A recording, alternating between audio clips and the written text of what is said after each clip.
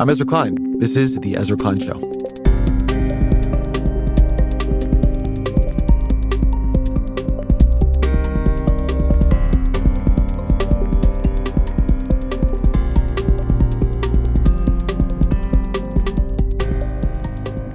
So the 2023 Conservative Political Action Conference wrapped up this past Saturday. And this conference, if you don't follow it, it's a big deal every year because it is the clearest window into the id of modern conservatism. It brings together its politicians and media figures and influencers. And what we saw at this year's CPAC was that even as conservatism is on many issues at this moment of unusual internal division, what to do about economic policy and healthcare in Ukraine, about Trump, it is finding unity and purpose in attacking trans people. There is absolutely no subtext here. Michael Knowles, a popular right-wing podcaster at the Daily Wire, said, and I quote, "There can be no middle way in dealing with transgenderism. It is all or nothing." He went on to say, and again I quote, "Transgenderism must be eradicated from public life entirely." Eradicated entirely. Tom Fitton, president of Judicial Watch, said gender-affirming care is, quote, "a demonic assault on the innocence of our children." Demonic. It would be one thing if this were all just rhetoric, but it's action. What we're hearing at CPAC is what we're seeing in Republican legislatures and governors' mansions all across the country.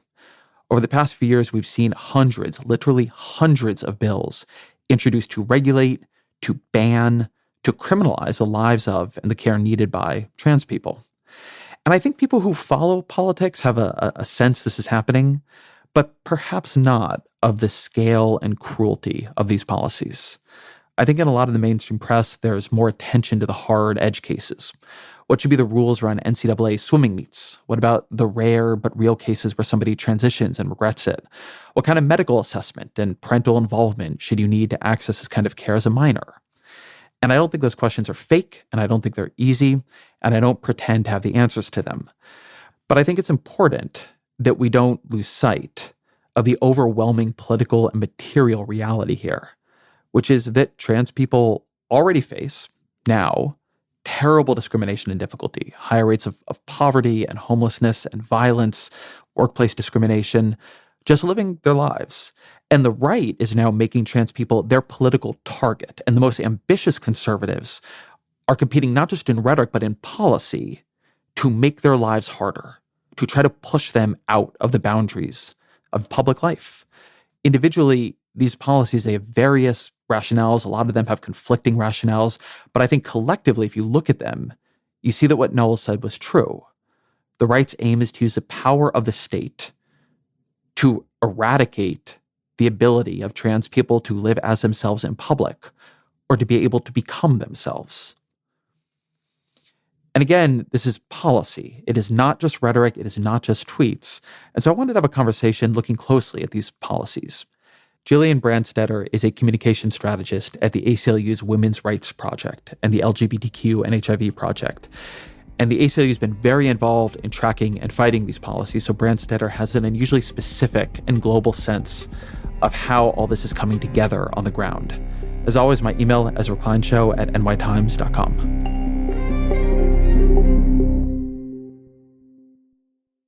Gillian Branstetter, welcome to the show. Thank you so much for having me. So I want to begin in Texas, where we've seen Governor Abbott attempt to classify or reclassify certain kinds of gender care as literally child abuse. So tell me about the letter to the Texas Department of Family and Protective Services in February of 2022. What did it say? What was Abbott trying to do there?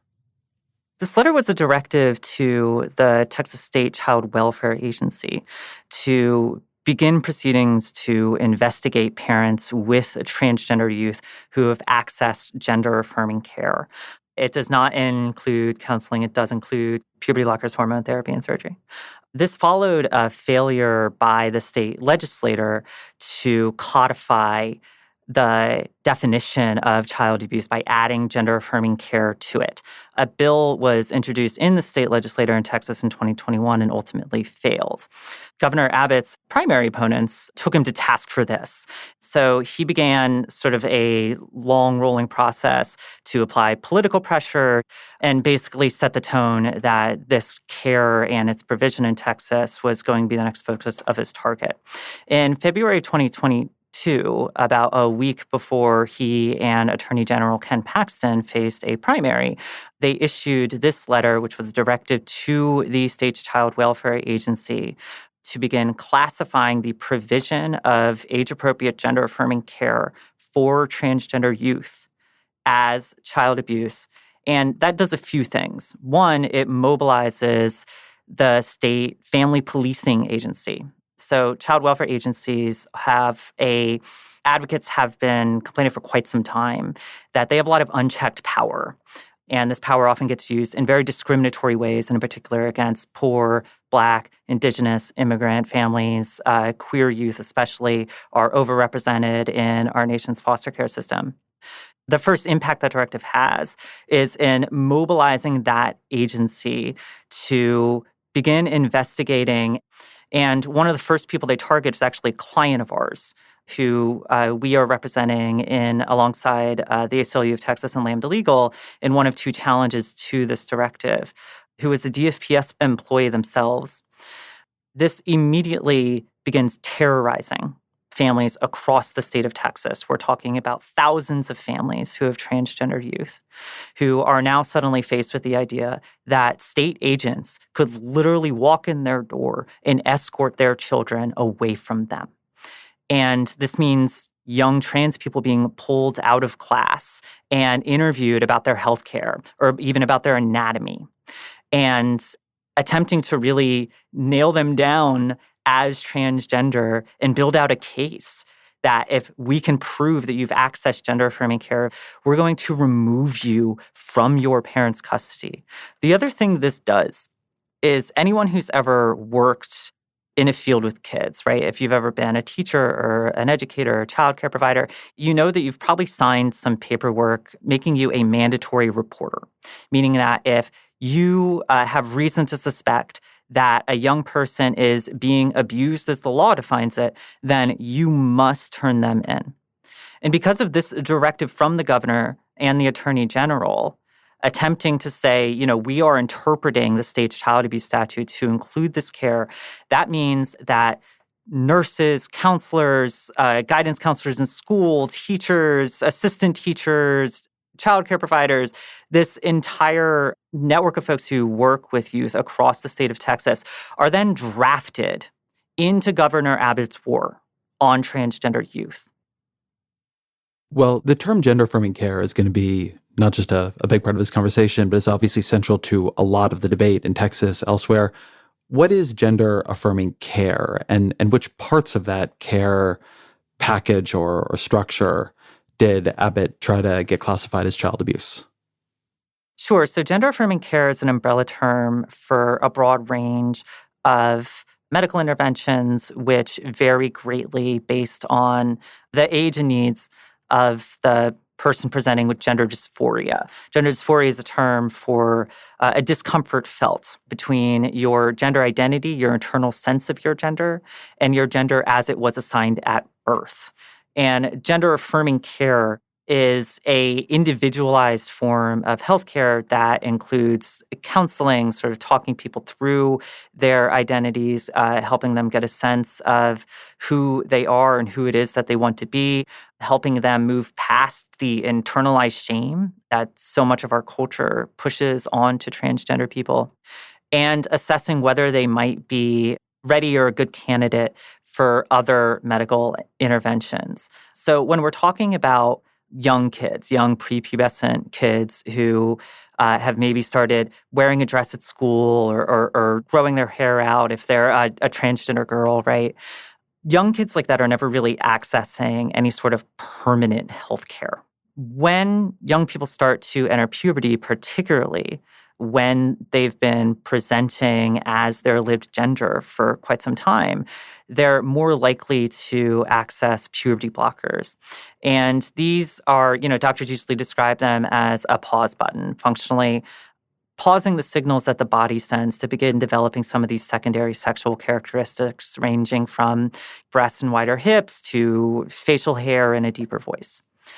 Then in older adolescents and adults, you begin talking about hormone replacement therapy, which, if you're looking for feminizing effects to reflect your gender identity, will include a testosterone blocker and some form of estrogen. And if you're looking for masculinizing effects, that usually includes testosterone. And then surgical care, which for anyone under 18 tends to be pretty rare and very much based around the needs of that patient. It can range from what's often colloquially referred to as top surgery, which are mastectomies, for example, if somebody has breasts that they don't want, or down to bottom surgery, which, while hard to access, is usually a vaginoplasty, so reconstructive surgery, creating a vagina, or a number of surgeries that create a penis. And in this order under the governor's letter, he bans pretty much everything but counseling, pretty much everything but the idea that somebody could be talking to a therapist and get diagnosed with gender dysphoria. Now, what that means, of course, is that all of those healthcare treatments, most people who express a need for them have a very long road ahead before they can actually obtain them. This care is already very difficult to access, and especially in rural areas like those across Texas. I want to hold on, before we go into that piece of it, on this idea of child abuse. What Abbott is saying, what many in the conservative movement are saying, is that he's very worried about these children, wants to make sure no harm comes to them. What do we know about what happens when children who have been, presenting as their lived gender for some time, who want with their doctor and their family to seek care, what do we know about what happens when they don't get it? So gender dysphoria carries with it a number of other symptoms, and especially when untreated, and that can range from depression and anxiety to low self-esteem, down to, poor academic performance, struggling to build healthy relationships with friends or their family, all the way up to suicidality. And according to a vast array of research, transgender youth have a significantly higher rate of suicidality than their peers. And just to put some numbers on that, so we saw one study where 56% of transgender youth reported previous suicidal ideation. That was compared to 20% of cisgender youth. 31% of transgender youth reported a previous suicide attempt versus 11% of cisgender youth.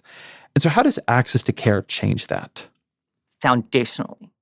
So when I sat in a courtroom in Arkansas, where we were challenging that state's ban on gender-affirming care, there was a long line of medical experts and doctors and who work with transgender youth who took the witness stand and spoke to the efficacy and the impact that this care has on young people's lives. It's very abstract. I think it can be very hard for a lot of cisgender people to understand what dysphoria is and how much it can, impact your life and sort of stunt your emotional development and your emotional growth.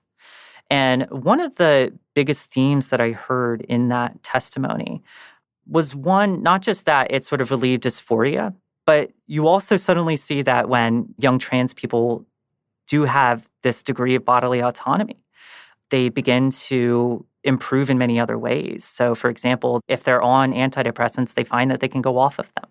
If they're on anti-anxiety medications, they find that they can go off of them. They improve in their mental health overall. They improve in oftentimes even just their extroversion, their willingness to participate in the community, their excitement about school. And the number one thing that you hear from a lot of parents with transgender youth and medical professionals who work with transgender youth and from transgender youth themselves is that before accessing this care, they really struggle to imagine a future with them in it. They really had zero impulse to sort of plan towards their future or to dream or to have ambitions. And you find that when you give young trans people this degree of autonomy over their own body and help them relieve off this massive weight that they're carrying around, that suddenly they have ambitions, suddenly they have goals, suddenly they're not just building friendships and being active in their schools and in their family, but they're thinking through, well, gee, what do I want to do with my life? What artistic ambitions do I have? What creative ambitions do I have? What would I want to do professionally? What problems does the world have that I could help solve? And I think that sense of possibility is something that any parent would want for their young person. And the at times cartoonishly vile rhetoric around this care is very much meant to obscure that positive impact that it has on people, and very much meant to obscure the pain of being denied it, particularly when you know that it's an option that you could pursue. And that is what a lot of young people are facing right now as, the number of these bans grows, is that they actually know a better life is awaiting them. And they have, politicians who've never met them, politicians who've never talked to anybody like them, who's experienced what they're experiencing, writing and passing laws, taking away this critical aspect of the story they want to write for themselves. I want to hold on this for a minute because I think there can be, including I would say for me, a bit of an empathic chasm to clear when it comes to gender dysphoria. That if you don't have it, it's what it means to have it and to feel it is very hard to put yourself in. And my friend Emily St. James, who I worked with back at Vox, she wrote a great piece. And she wrote in it something that I always find helpful to think about here.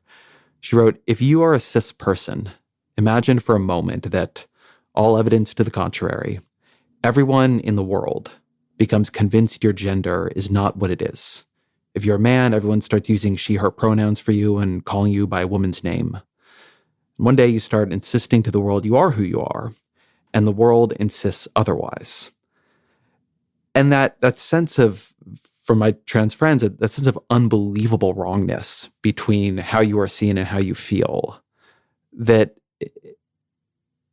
I don't exactly have a question here, but I just think it's worth stopping for a minute, that the intensity of it from everyone I know who has gone through it is, I just think, really hard to grasp if it's not something that you've held yourself. I think it can be hard. A colleague of mine, Rebecca Klang, has this metaphor of this giant bag of rocks that you're carrying around your entire life. And after a certain point, you kind of tire out. And you either put down the bag of rocks or you stop going forward. And I think the word that comes to mind when I'm usually trying to describe what dysphoria is like to cisgender people is a deep sense of inauthenticity, a deep sense that you were playing a role for other people. And I think that's something that most people can relate to, because we all sort of have to do that in one degree or another. We all have to navigate and meet people's expectations. And gender, because gender is assigned to you over the course of your entire life, because your family and your friends and strangers and institutions and everything from our economic order to police and our laws are assigning you gender. When that assignment doesn't feel honest to who you are, it is a very inescapable sense. It's an all-consuming sense. And I think a lot of folks, there are a lot of trans folks who it may be long into adulthood before they even begin asking themselves this, right? And I've met trans people who've come out into their 50s, 60s, 70s, 80s, right? And I think it's a bit like if you had lived your entire life next to a waterfall and you heard the roaring, crushing sound of the water your entire life. And the moment you realized that you could up and walk away, that you didn't have to shout over this, suddenly you realize that your entire life, you've been screaming. And you've been begging to be heard. And when a trans person comes out, at whatever point in their life that they do, it's fundamentally about a demand to be heard, There's a artist that I love named Girl Swords on Instagram who does these sort of like Jenny Holzer style slogans. And one of them she has is that it is a blessing to have a transgender child. And why is it a blessing to have a transgender child? Because I think any parent would agree that it is a blessing to have a child who is strong enough to tell the truth when the whole world wants them to tell a lie. So how then does Abbott or Paxton, the Attorney General, in these letters and opinions, make the argument? What is the foundation of the argument that it is child abuse to use puberty blockers or hormone therapy? To the degree that there's much logic to it at all, and I've seen this I saw this in Arkansas too, in their defense of this ban, they're very much hunting for basically any potential risk or any potential excuse, no matter how small, that they can attach to this care. And it's very clear that what a lot of these lawmakers, including Paxton and Abbott, are doing is starting from the position of needing to ban all gender-affirming care and sort of working backwards from there, and then looking for justification to do that. And certainly, like all forms of healthcare, gender-affirming healthcare does carry risks. And I think something that a lot of trans people who access this care know is that those risks tend to loom very large in the cisgender imagination. And one reason is, I think, because they struggle to conceive of that agonizing feeling of being forced to live an authentic life, that in fact your own body is betraying you. So what are some of those risks? Speaking not here about the surgical interventions, which are, I think, pretty rare for minors, but the hormone and puberty blockers. So some of the risks they cite include, for example, prolonged use of synthetic estrogen, like the kind that many transgender girls and women take, can gradually increase your risk for blood clots or for breast cancer. And as we sort of talk through these risks, it's important to understand these aren't surprises to anyone that goes on them. They aren't surprises to the parents who sort of talk through them. And there's very much a need to measure the risks of these interventions versus the risks of doing nothing, which for transgender youth with gender dysphoria tend to be very, very grave, as we discussed. He also looks into, testosterone is a controlled substance and has some low-level risk for misuse and for abuse. In the rare instance that somebody goes on from puberty blockers directly to hormone therapy, it may gradually increase their risks for osteoporosis. As a New York Times report found, it will gradually increase the risk for experiencing osteoporosis in their 50s instead of their 60s. And I think to most trans people, we take these risks seriously. Like, nobody's not attuned to these, right? Like, even in like the informed consent model of providing this care. So for young transgender people, for people under 18, there's sort of a long road of mental health counseling and assessment and making sure this care is right for them. In the space for medical care for transgender adults, there's been an increasing move towards informed consent, which basically means that as long as this person is informed about the risks and effects of this care, we should trust their autonomy to access it. And when you really feel like your own personhood is on the line, and somebody says, but wait, you could experience osteoporosis in your 50s instead of your 60s. You're like, we'll cross that bridge when I get to it, I guess. Like, it would be so amazing to live into my 50s. So I think, like I said, a lot of these arguments are generally in bad faith, right? Because all healthcare carries risks, and there's lots of healthcare which these bans don't touch, which carry these or worse risks, and are not the subject of legislation or litigation or much less, accusations of child abuse. So when we were working on this episode, we talked with Dr. Jason Rafferty, who authored the American Academy of Pediatrics guidelines for this care in 2018. And one point he kept making is that this kind of care is a very, very highly individualized process. Yes. That if you look at the standards for it, you look at the structure and sequencing, it's built on a lot of discussions between the patient, between the doctors, if it's a minor, with their families. Yes. And one thing that is very striking to me about Texas's policy here, but not just their policy, I mean, you see this in a bunch of different states, is they're trying to short circuit, right? They're putting literally the government, conservatives putting the government, which I know the charge of hypocrisy here has lost a lot of force over the years, but take it for a minute, into this process. It would otherwise be an individualized weighing of risks and questions and the person's individual needs with a doctor who knows what they're doing and possibly mental health professionals and families. And instead, Texas is saying, no, we don't just know better. We know so much better that if anybody engages in this in any real way, going down the path on it towards, puberty blockers or other pharmaceutical interventions, we're going to functionally criminalize it. It's a pretty striking assertion of, functionally government knows best. In terms of their willingness to just sort of sweep aside, like sort of the existing body of evidence and the actual reality of what this care is like, there's a lot to learn here from how the anti-abortion movement has framed abortion care.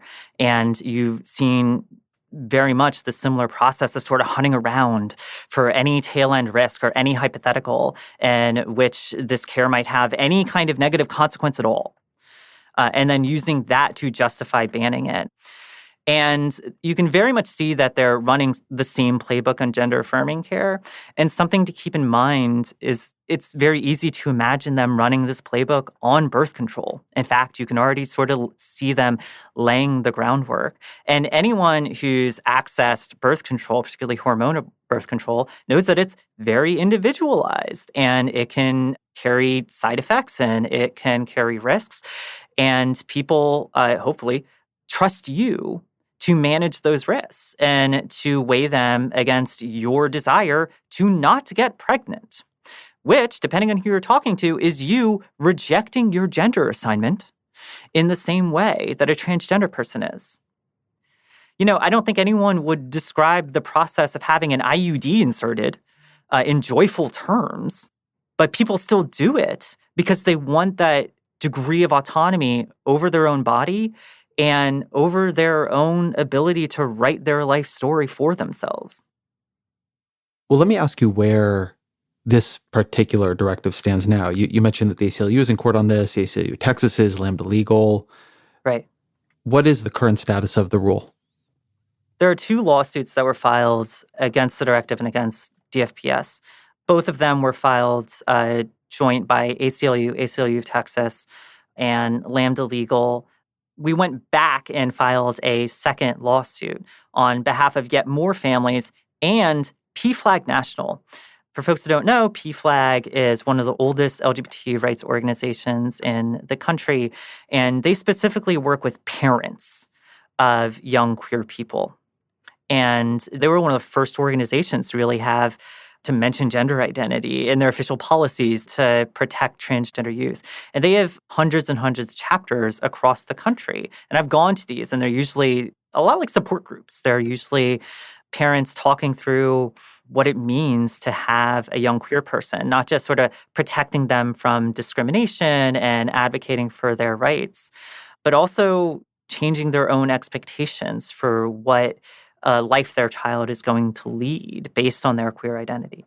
So we file on behalf of PFLAG National and receive an injunction on behalf of PFLAG National so that if a family is a member of PFLAG National, they are protected under that injunction, which in Texas, last I heard, was somewhere around 600 families. Now, of course, what that means is that thousands of families are still exposed to this directive. In truth, what we know is that the actual number of cases that have been opened is luckily relatively small. Last I heard, it was under 20. And in each instance that a case was opened, the case was closed. And that's enormously relieving in that it means whatever accusation Greg Abbott wants to make against them, these folks are being exonerated by the state agency. That said, even just the process of the investigation is a major invasion into a family's life. And particularly when we're talking about young people who are really, like I said, struggling to imagine a future world with them in it.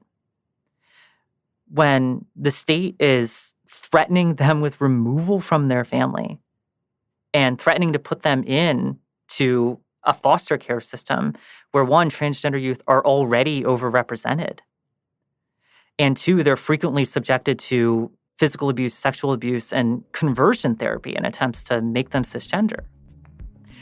That's an extremely threatening blade to hold over these young people's heads.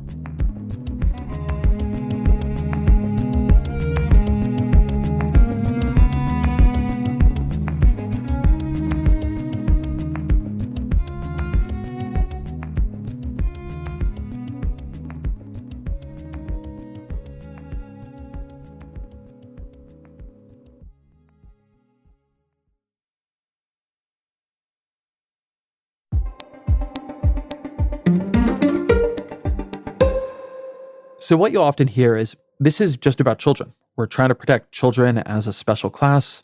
Maybe they don't know who they are yet. Maybe they're influenced by something they saw on TikTok. But a bunch of these bills target adults too. And in fact, there's one that has been introduced in the Texas Senate, SB 1029. They would effectively ban these treatments for minors, but it would also effectively ban gender-affirming hormone therapy and surgery for adults. So tell me a bit about the relationship between the legislation targeting children and the legislation we've seen in a bunch of different jurisdictions that includes adults. So one thing that I think is important to understand is that these bills aren't really responding to any sort of like grassroots demand for these bills. They are coming at the behest of a group of organizations within the right wing that have at the core of their worldview this very binary and rigid understanding of gender. And one of them is the American Principles Project. And over the course of the last few years has tried to warm politicians on the right up to the idea of going after transgender people. And there was a report that Maggie Astor in the New York Times did where she called up Terry Schilling, this group's president. And he said, we do in fact want to ban this care for anyone of any age. And in his words, the purpose in going towards young people was, quote, going where the consensus is. Now, one, I would challenge the idea that there is a consensus. And two, I think that belies just how sort of bad faith a lot of these discussions are.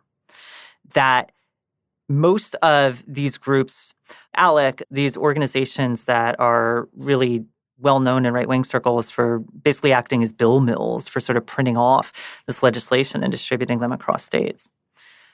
They are not going to tolerate medical transition at all. So tell me about how intersex people play into this. Can you say what intersex means and where these conservative groups and some of these bills tend to stand on healthcare for that population? Intersex people are those born with non-normative sexual characteristics. Intersex conditions can range from hormonal sensitivities down to people born with what might be called anomalous sexual characteristics, or maybe the presentation of sexual material that is associated with one sex right next to sexual material that is associated with another sex.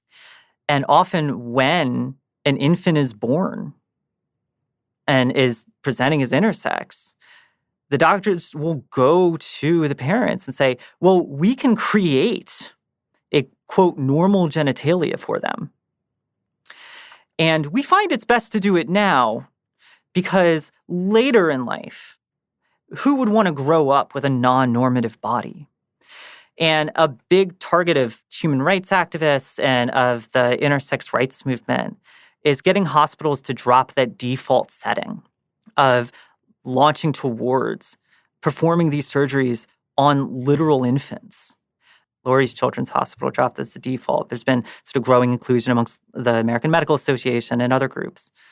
There is an exemption for those surgeries forced onto literal infants with very little concern for who they may grow up to be, very little concern for their long-term well-being, but strictly about making sure that they look normal.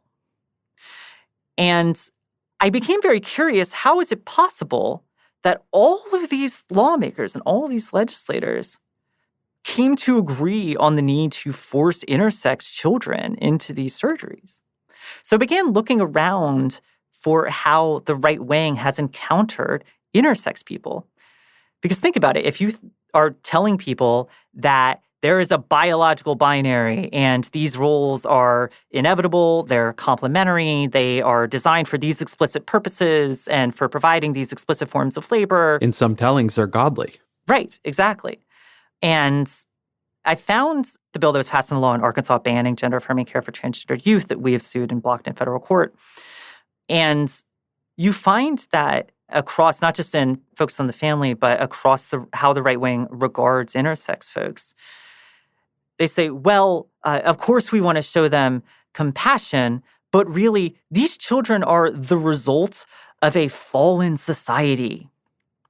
That something about the amoral condition of modern life is producing intersex children, which has extremely dark echoes across the history of not just medicine, but theology, and what was often referred to as monstrous births.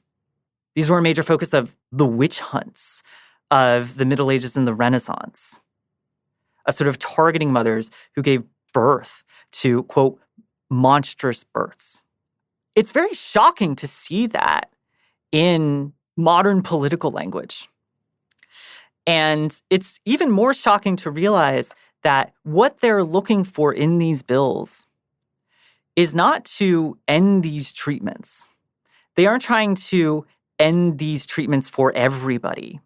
They're specifically trying to end them for people who are seeking them in order to rewrite their gender assignment, in order to actually make sure their gender assignment reflects who they know themselves to be.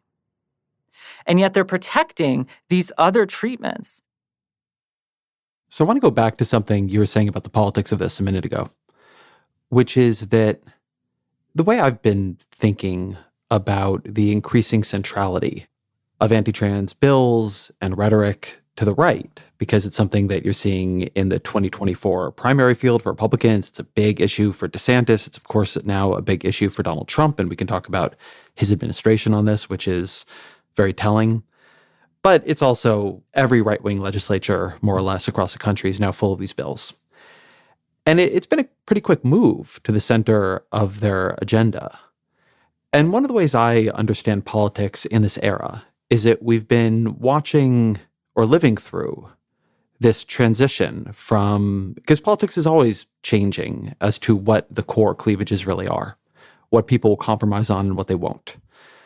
And I think the broad understanding of the Republican Party 15 years ago, and I think it was true, is that they talked to social conservatives, they talked social conservatism, but they governed economic conservatism.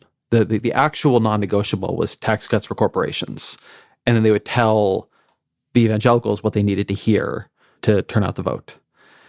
And that over this period, that's more or less flipping. And you now have the post-Trump Republican Party. A lot of people who are kind of confused and often opportunistic on economics. But these questions of, I would call it sort of social, gender, hierarchical change, right? This question of the traditional hierarchies of American society have become really fundamental. And there's been a search for what is the issue that cracks this open. And I think that there was a view that it was immigration, right? That was Donald Trump's sort of initial play, and it worked for him to a degree, but it's actually not popular to be highly anti-immigrant in this country. And then particularly post-George Floyd, when there were the protests that had riot elements in them, you had a kind of backlash on Black Lives Matter, and then that failed. In 2020, Joe Biden wins the election. And it seems since then that the idea is to crack open the sort of progressive coalition around trans issues, that this has become the kind of edge of the spear in the sort of Republican Party's backlash to social change. That's been my kind of working theory of it. But I'm curious, because you're obviously much more read in on this than I am and think about it much more, how you've understood this transition to the center of the Republican agenda for this set of issues. It's interesting that you tease out sort of this existing divide in the right between more economic concerns versus social conservative concerns. One, I think they have more similarities than they differ. Conservative economics tend to produce socially conservative outcomes. Two, there's been an interesting turn in right-wing politics over the course of just about the last decade, where there's been a lot of motivation and energy around the social conservative wing, this sort of wing that's devoted towards a explicit construction of what it means to be American along racial, gender, and class lines. And one of the dividing points for this was in 2016 in North Carolina, where you had the state legislator and Pat McCrory pass one of the first bathroom bills. So basically a law requiring transgender people to use the bathroom that aligns with what was on their original birth certificate. And this was really one of the first major tests for transgender rights in the political sphere. There were, some previous fights around like Hero, and we could sort of talk through that history if you want. But this was definitely sort of the largest conflagration that gender rights had in some time. And the bill was signed into law, and you quickly saw a number of corporations and large institutions like the NBA and performers like Bruce Springsteen begin pulling events out of North Carolina and begin saying, well, we're not going to spend money in a state that would endorse this hate.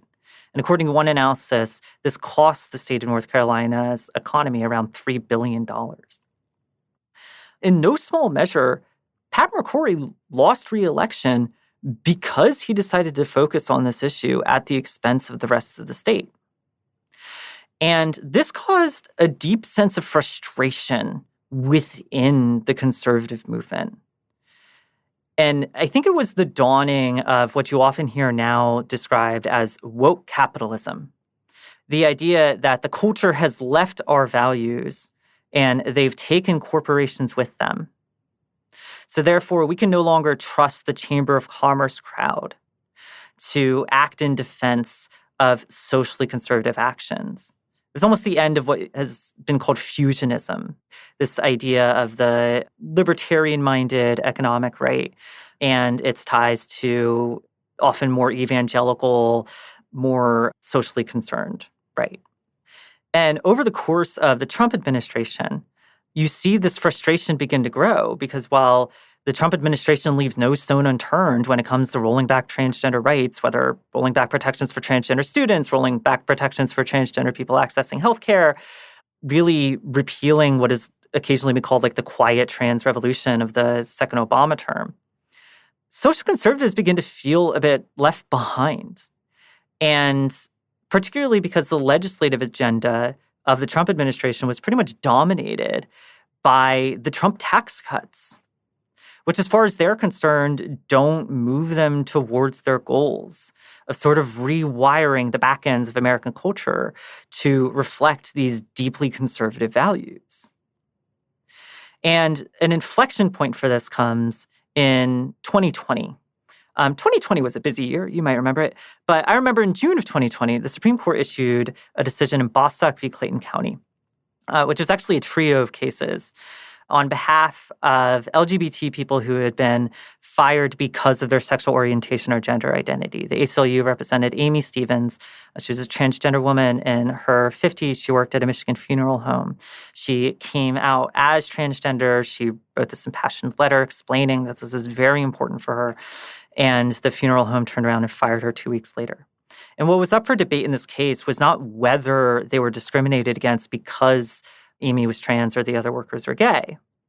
What was up for debate is whether by discriminating against these employees on that basis, the workplaces were in violation of Title VII of the 1964 Civil Rights Act, which prohibits sex discrimination.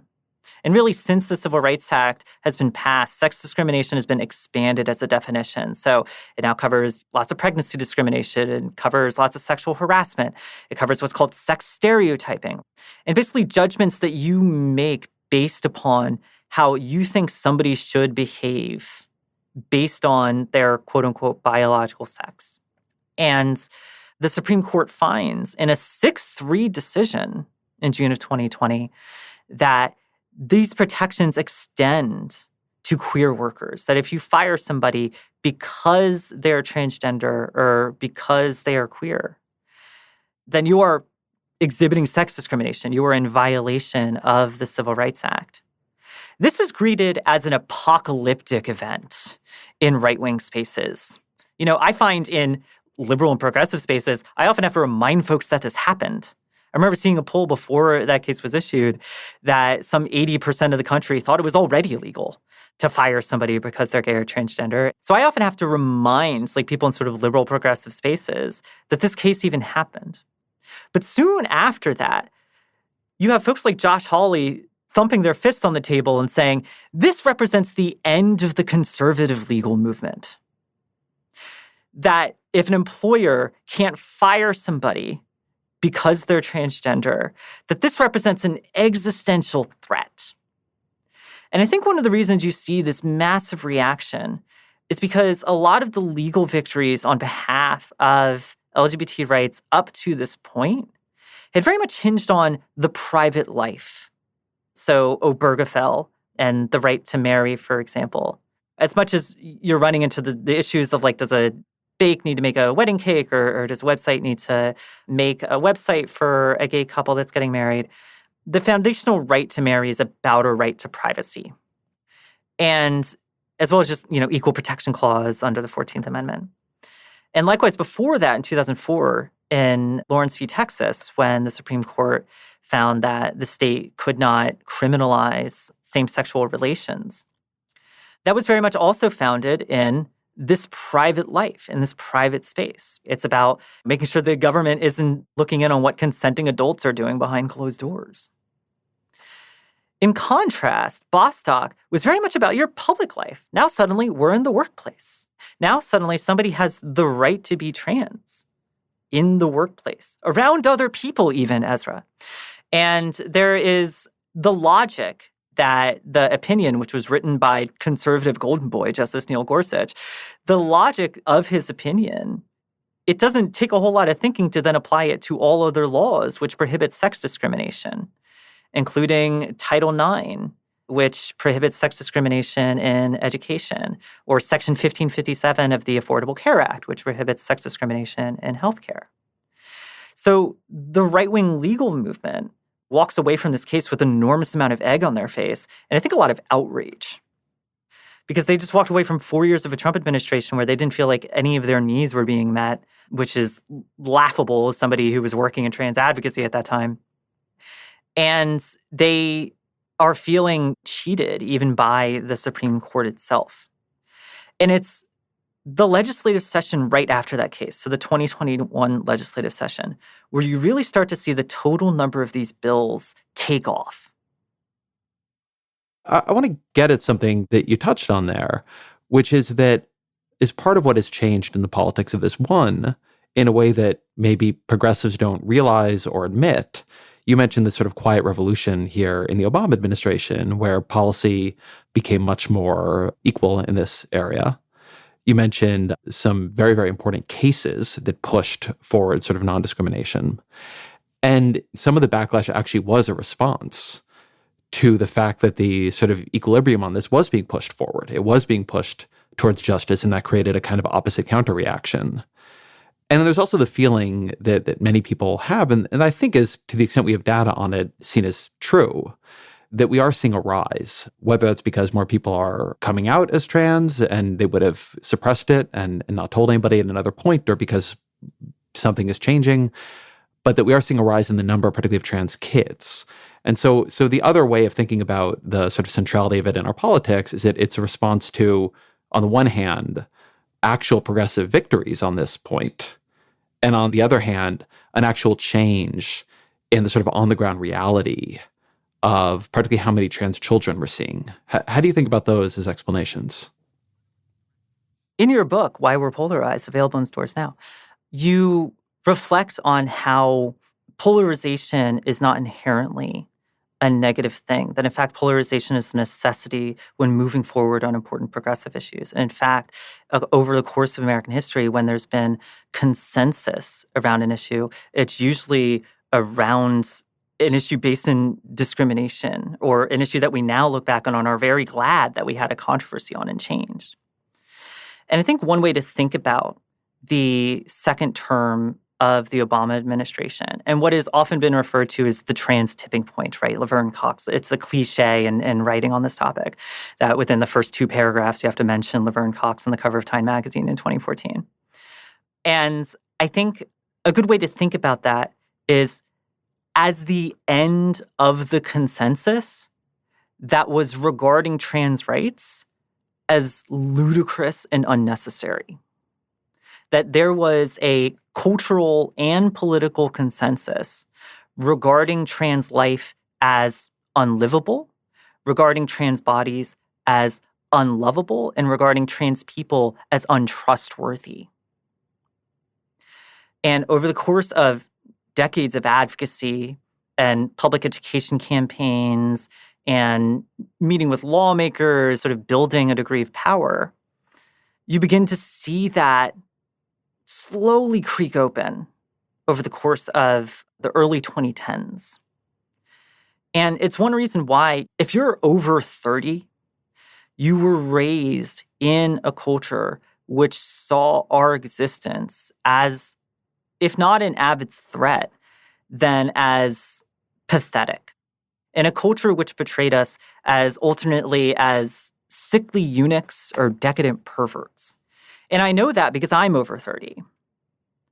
And I was raised to believe those things about myself. And transgender people are taught how to hate ourselves. I think that there is a lot of institutional memory that still exists within a lot of even nominally liberal institutions in American life that still try to tell that exact same story about trans lives as unlivable and still rely on a lot of the same tropes. And, I'm a New York Times subscriber, and that sort of gives me access to the New York Times archive. And one thing I've been doing over the last few months is looking across the media coverage of an institution like the New York Times and finding the history of how the paper has regarded transgender people. And not just using the language of today of transgender and sort of finding these early examples in the 1990s you can find and things like that, but using the old language of transvestite and transsexual. And what you find is not very pretty. And I don't think that's specific to the New York Times at all. I think a lot of institutions across American life, including mainstream political organizations, have that same history.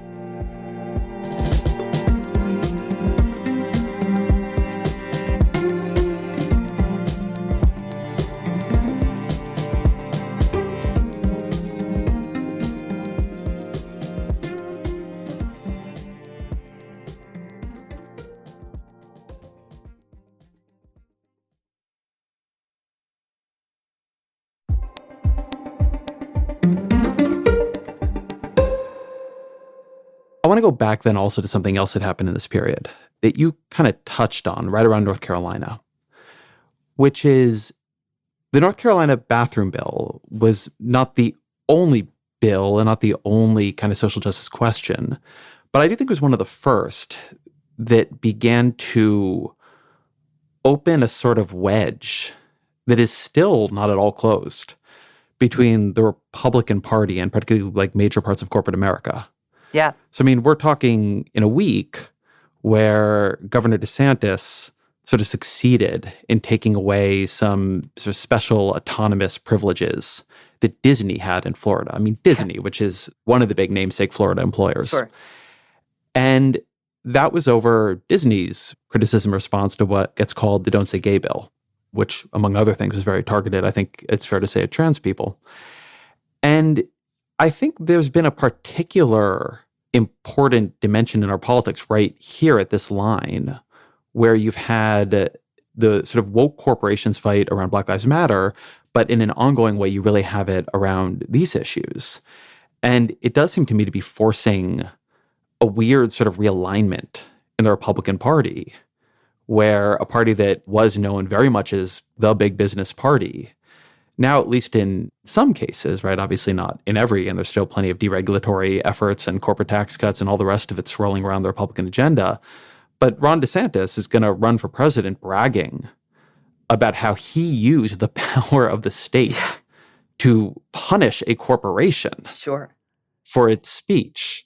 One, I think it goes to show sort of how intense the commitment on this set of issues is in the Republican Party right now. But two, I'd just be curious to hear you reflect on the way it is slightly altering some of the Republican Party's traditional alignments and forcing members of it within it to choose sides.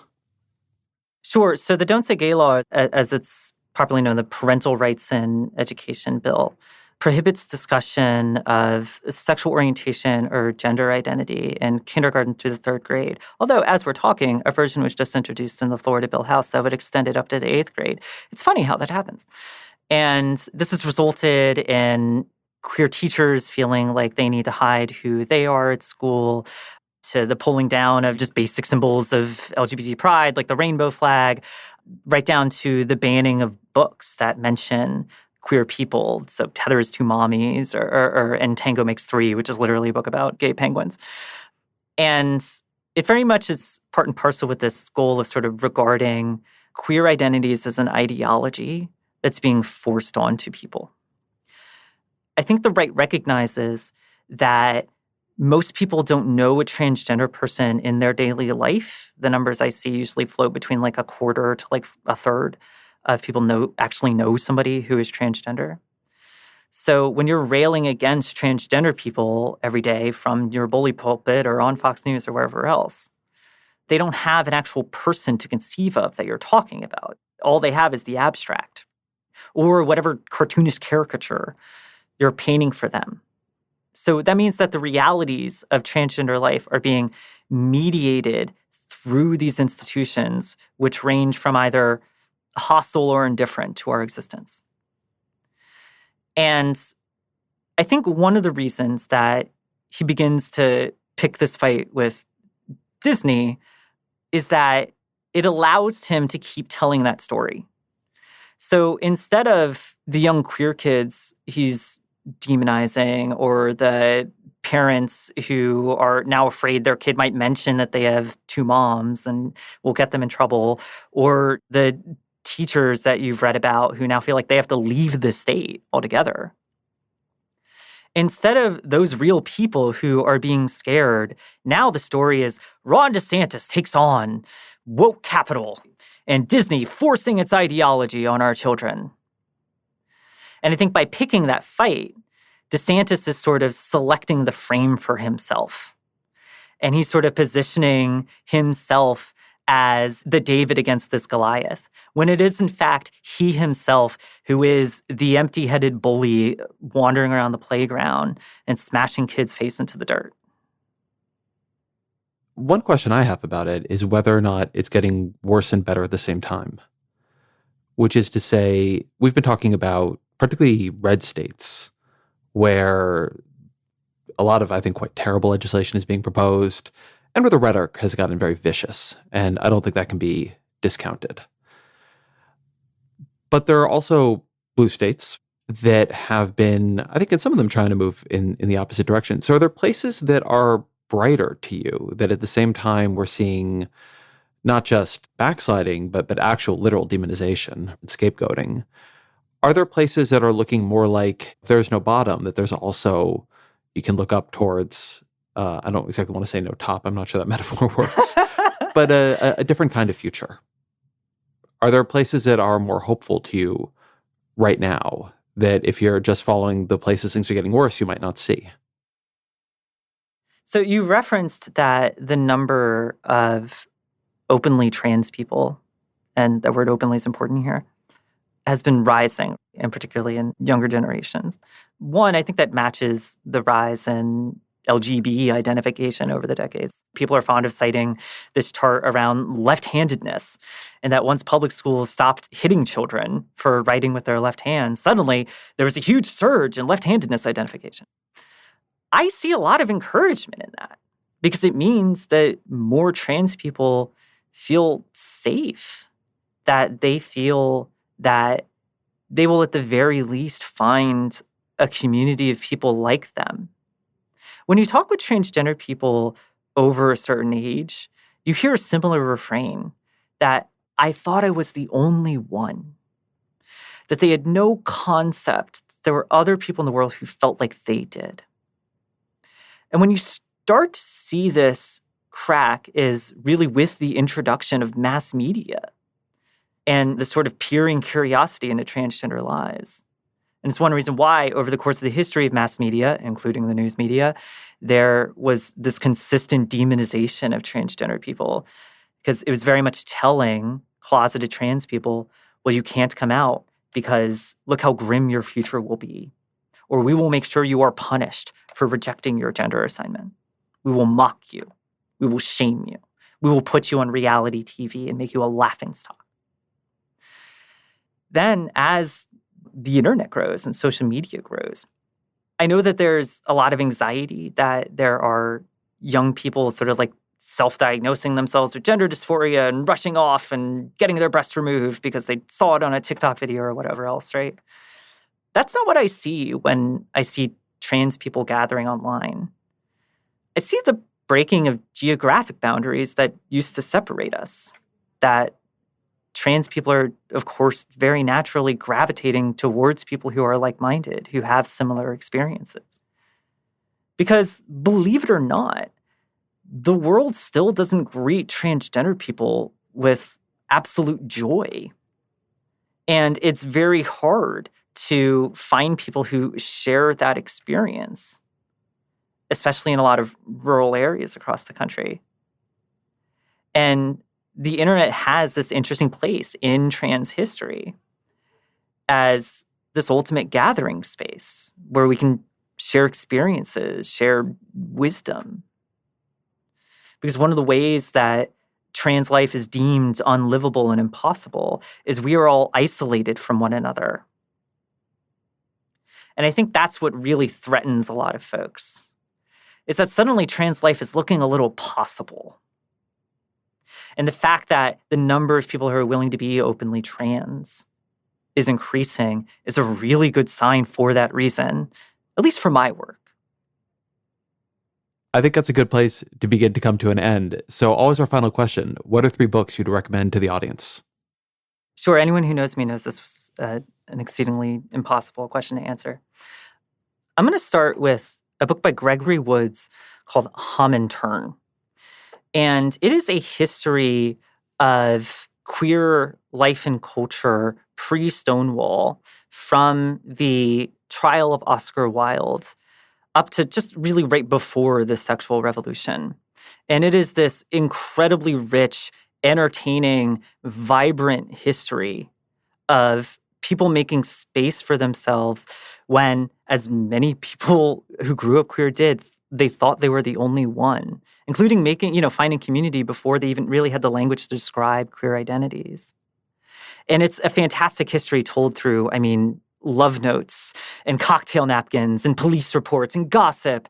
And it's very juicy in parts. And it's just fascinating to think, how did the arrest of Oscar Wilde, one of the world's most famous playwrights, change how the media and politics regarded gay people? What was Josephine Baker learning from the drag queens of Harlem and Washington? How did George Orwell reckon with his own homophobia? The second book is Caliban and the Witch by Sylvia Federici. Sylvia Federici is a really seminal feminist thinker, was a major figure in the Wages for Housework movement. And Caliban and the Witch is about a pandemic, followed by a labor shortage, followed by a revanchist movement to assign rigidly strict gender norms onto people that targets queer people and women especially.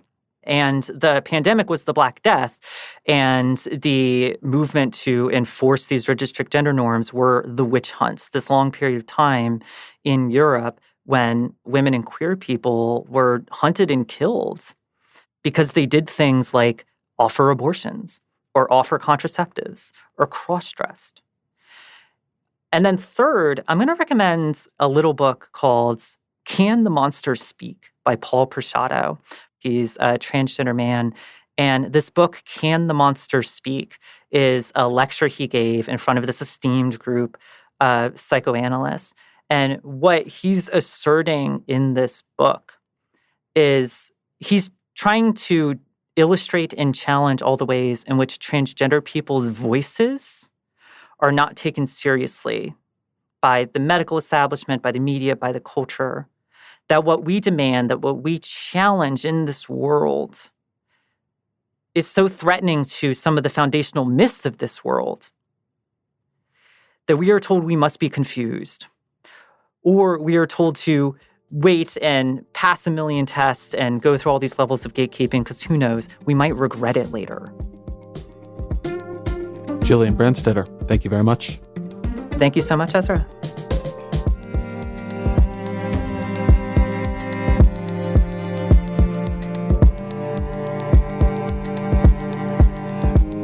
The Ezra Klein Show is produced by Emma Falgau, Annie Galvin, Jeff Geld, Roger Karma, and Kristen Lin. Fact-checking by Michelle Harris, Mary Marge Locker, and Kate Sinclair. Mixing by Afim Shapiro. Original music by Isaac Jones. Audience strategy by Shannon Busta. The executive producer of New York Times Opinion Audio is Annie Rose Strasser. And special thanks to Dr. Jason Rafferty, Lisa Black, Carol Saburo, and Christina Samuelewski.